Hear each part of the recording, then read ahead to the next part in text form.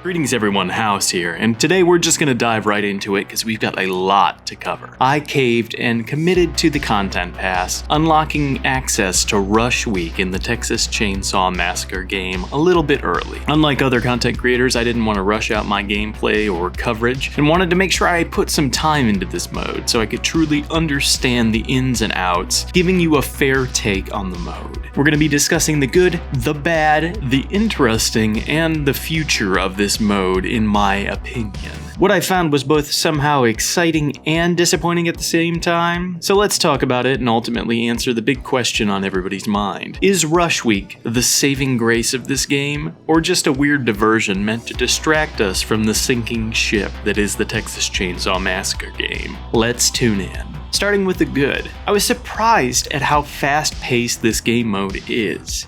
It's a nice change of pace to have about 30 seconds to a minute before the action really starts once Johnny gets into the mansion. Once the homicidal hunk does make his entrance, it's pretty much constant action the entire time, which is great. I like the way the gameplay ebbs and flows. Once the police are called, I like how the pressure shifts from the co-eds to Johnny in a way. At the start, the co-eds have so much pressure to make that phone call to the police, at least one of them, if not both of them, to reduce the timer. And after the boys in blue are on their way, Johnny has to make quick work of the remaining victims if he wants to score some more kills. The shift is nice, and I like how it changes the feeling of the gameplay mid-game. It's not really something I've experienced before in any of the asymmetrical horror games, so it's pretty cool in my opinion. The cosmetics are also good. I like the Pretty Boy Johnny look, and the co-ed options are all cool and fitting of the theme, I think. Some of them are a little exploitative, but that's to be expected with the kind of giallo-inspired, schlocky horror slasher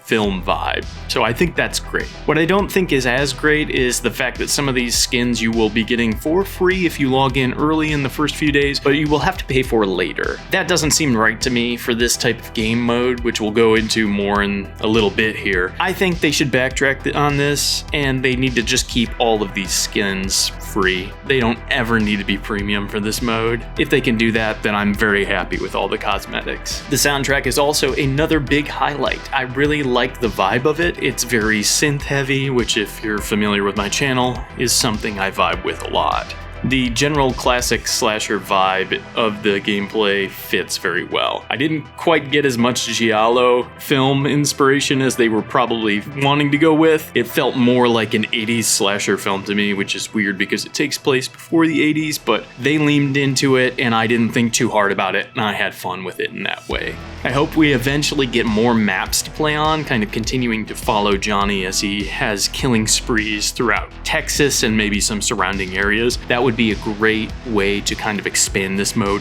and give it some more meat on the bones. When playing as Johnny, I do like that he gets stronger and becomes more deadly with every kill that he gets. This kind of ups the pressure on the remaining co-eds and really gives the killer more incentive to track down as many people as possible so you can become an unstoppable homicidal killing machine. It really fits with the vibe of being that hunter, tracker, Johnny, just kind of toying with his victims that I think that they were really going for in that way. As someone who only plays family in the main game, I was really surprised how much fun I was having playing as co-ed on this map. I like the games of cat and mouse, how you have to hide or try to escape if you do get caught, and I have to say it kind of gave me a rush that I was missing for a long time in this game. It's something that I had been kind of missing out on from the initial excitement of learning the game and trying to work out the best ways to track down victims. It is something that would get me very excited to play victim in the main game if the queues weren't so long that I fall asleep by the time I would find a game.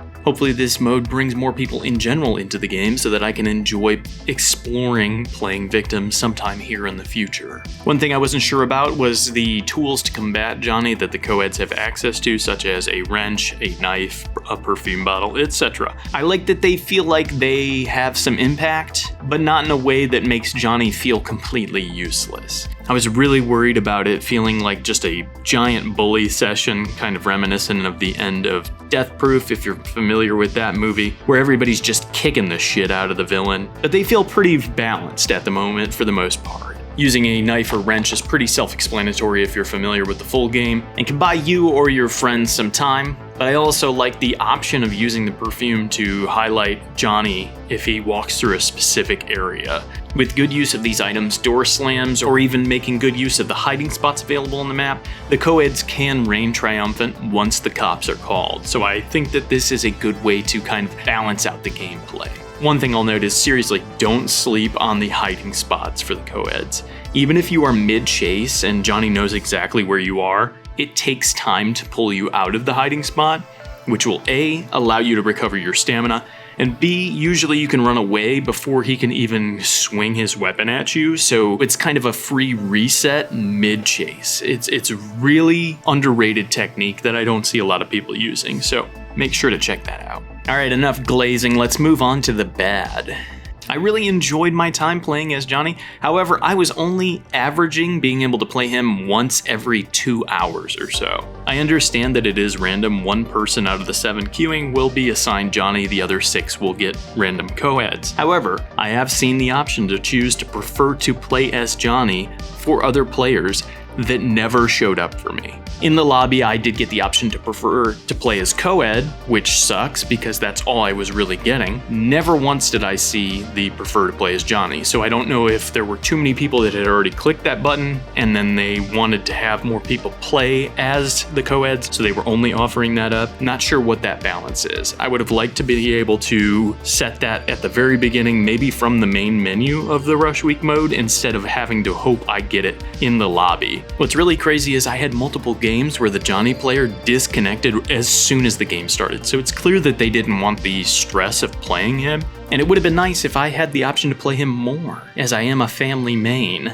Another bad thing is this mode is buggy. Holy shit. Textures don't load right, the sound isn't playing for certain things, the music will kick on and then abruptly cut off, randomly it seems. You can't interact with things correctly and are stuck arguing with a door while the killer is bearing down on you. It could have used a lot more polish, that's what I'm saying. All of these things could be changed over time, yes, but it's clear that this mode was not ready for release, even with the delay. First impressions are everything, and I'm sure that some people are giving up on Rush Week before even trying it due to the state that this mode is currently in. Speaking of half-baked, we knew that the co-eds weren't going to be fully fledged new characters with abilities or anything like that, but they all appear to be reskins of Connie. Their movement seems to be made from her rig, and some of the reactions are the same, and I've even heard reports of some Connie lines accidentally playing during gameplay, which I haven't experienced, but if that's true, that's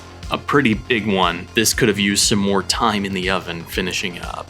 One last thing I want to note is the attic escape. It is an interesting twist to gameplay, and on paper, I'm a big fan of it. Somewhere in the sorority house, there is an attic ladder pull-down pole thing. If you can find it and drop the ladder without being caught, as it takes forever to drop it down and makes a lot of noise, 2 sorority girls can escape before the whole thing crumbles and no one else can use that exit. Johnny can also break down this ladder, so it is balanced in that way. And I do think it is an interesting and fun objective, but in some games you can find this pole and escape before Johnny can even get into the house.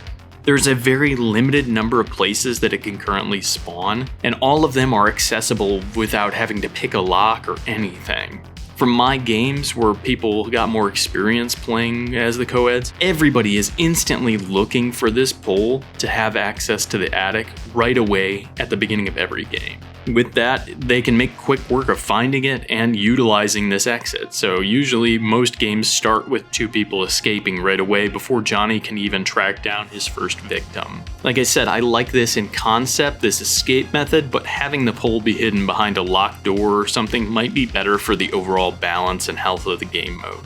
It just seems like a quick, cheap way to get 2 people out of the map right away, and while that feels good, being able to pull off that escape, it doesn't really do anything for the overall gameplay. I'm only playing for about a minute to a minute and a half, and then I'm on to the next game.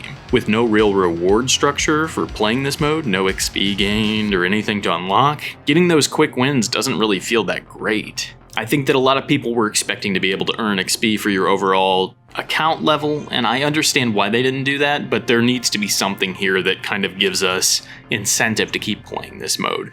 Once you experience it and kind of play around with what it has to offer, there's not a whole lot of incentive to go back and continue playing, which I feel like will hurt the game in the long run. Now let's talk about some interesting things I found. These things aren't necessarily good or bad, but I feel they needed to be noted. The map feels really odd to me. It looks great, especially coming off of that initial cutscene where the textures are all buggy and stuff. You could tell a lot of detail went into this map, and it feels like a real place in terms of the set decoration and everything. That said, the overall flow feels very off to me. I think they were more focused on making this a real-ish feeling place than a good gameplay space, because some of the overall pathing feels problematic for this type of game mode. There are a few loops that can be used infinitely if you are a good victim player. Lucky for the Johnnies I went up against, I'm not good, but some people definitely were. I saw them kind of looping Johnny around endlessly as the police timer ticked down, and that I'm sure wasn't necessarily intended in terms of the map design. Like I mentioned earlier, if you have good item usage, door slam usage, and make sure to utilize what is available to you in terms of breaking sight lines and taking breaks in those hiding places, you can pretty much run from Johnny infinitely.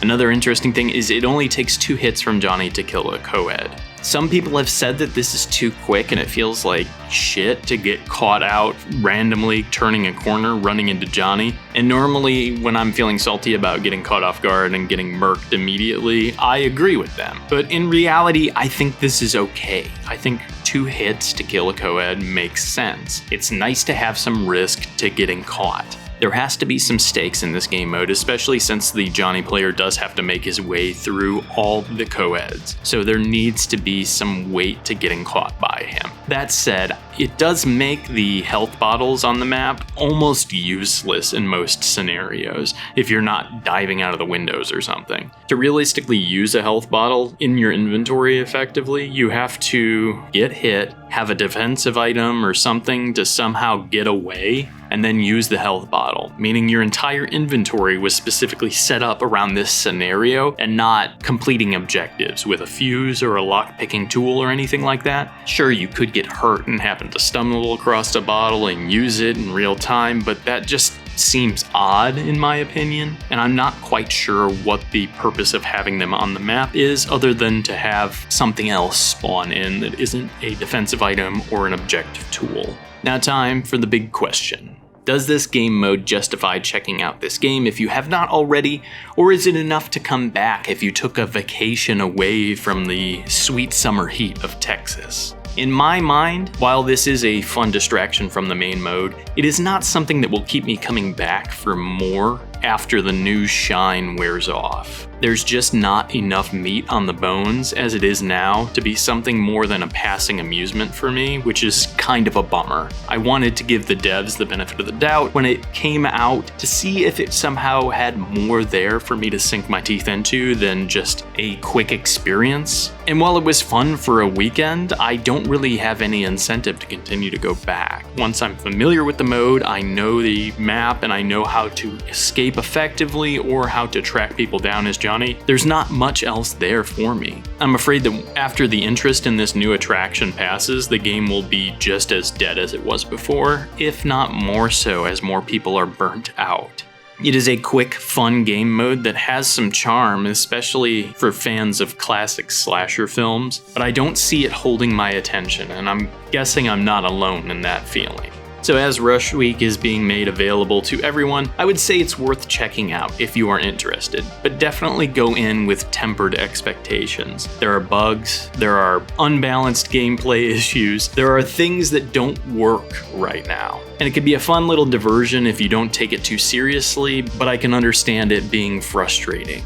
I think that the mode will ultimately suffer from a lack of polish, and it could have used more time in the oven before being released. First impressions are everything, and most players won't wait around for things to be fixed eventually. Especially in this player base, where we're constantly being asked to give the devs some grace due to the size of the studio or the things on their plate, etc. It may be valid, but we're tired of hearing these same old excuses and getting delivered things that are kind of a mid-experience and just expected to stick around with that until they get around to fixing it. If you take this as a mindless mode and seek out some fun moments, looking past the frustration and imbalance, you can find some enjoyment. I don't know how long this mode will stay active with the player base, but it might serve as something entertaining to do for right now or when you need a break from the main mode. So what do you guys think? Have you had some time playing Rush Week and slaying co-eds or escaping from Pretty Boy Johnny? Looking forward to checking it out? Let me know in the comments below what your experience has been. While you're down there, feel free to like if you enjoyed today's video, and subscribe so you can stay up to date on our next video when it releases. A quick note, thank you so much for helping me reach over 400 subscribers. I'm hoping we can reach over 500 by the end of the year, so if you have not already, a subscription would mean a lot to me. But with that said, I'm gonna go sneak off into the darkness in my nightie to go track down that attic escape pole. Thank you so much for watching. I hope you have a good rest of your day, and we'll see you next time, friends.